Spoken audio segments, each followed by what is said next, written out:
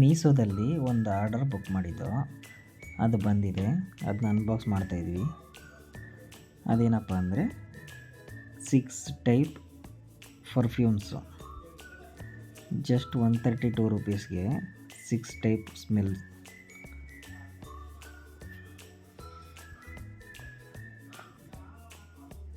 Simple and cute ಆಗಿದೆ.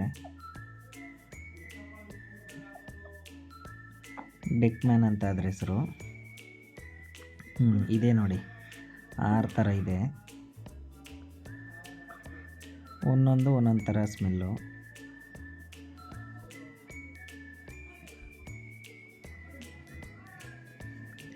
ಇದು ಮಲ್ಲಿಗೆ ಥರ ಸ್ಮೆಲ್ ಇದೆ.